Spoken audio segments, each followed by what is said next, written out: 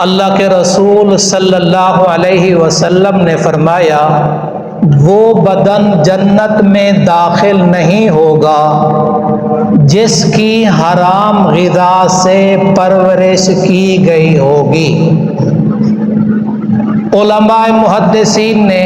اس ارشاد کے دو عام فہم مطلب بتائے ہیں۔ ایک وہ شخص مسلمان ہے، کلمہ پڑھتا ہے،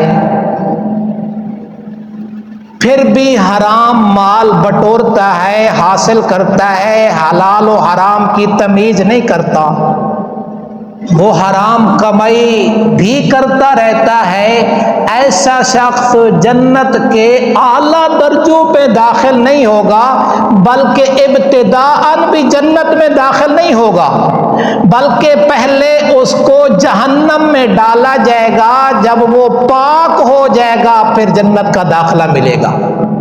دوسرا مطلب یہ ہے کہ ایک آدمی اللہ کے حرام کو حلال جانتا ہے، اللہ کے حرام کو حرام نہیں سمجھتا اور وہ اس کو استعمال کر رہا ہے، تو یہ شخص جنت میں کبھی بھی داخل نہیں ہوگا۔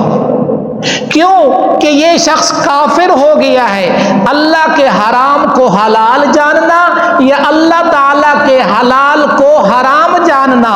یہ ایسا آدمی پھر مسلمان نہیں رہ سکتا بلکہ کافر ہو جاتا ہے۔ اب اس میں رہ گیا دوسرا مسئلہ کہ انسان کو پتہ نہیں، کوئی حرام چیز استعمال کر لی، اگر اس کو پتہ نہیں حرام چیز اس نے استعمال کر لی، اب اس کو قے کر کے نکالنے کی کوشش کرے، جیسے سیدنا ابو بکر صدیق رضی اللہ تعالیٰ عنہ نے کیا، جب اس کے غلام نے کہانت کی کمائی سے ان کے لیے دودھ لایا اور ان کو دودھ پیش کیا، جب پی لینے کے بعد ان کو پتہ چلا کہ یہ حرام کمائی کا تھا، تو حضرت ابو بکر صدیق نے گلے میں انگلیاں ڈال ڈال کے قے کرنے کی کوشش کی، پھر آگے کہنے لگے یا اللہ میں تیرے سامنے عذر کرتا ہوں، اپنی مجبوری اور بے بسی کا اظہار کرتا ہوں اس دودھ سے جو رگوں اور آنتوں میں رچ بس گیا ہے۔ اور جو شخص حلال و حرام میں تمیز نہیں کرتا، حلال و حرام میں فرق نہیں کرتا اور اپنے آپ کو حرام سے نہیں بچاتا، تو اللہ تعالیٰ کہتا ہے مجھے بھی اس کی پرواہ نہیں ہے کہ اس کو جہنم کے کس دروازے سے داخل کرنا ہے۔ حرام پھر دو قسم کا ہو جائے گا، ایک حقوق اللہ ہے، اللہ کے حق کی وجہ سے اس نے حرام کیا، دوسرا حقوق العباد کی وجہ سے۔ اگر ایسا کوئی مسئلہ ہے تو پھر علماء کرام مفتیان اعظام سے اپنے مسئلے کو پیش کریں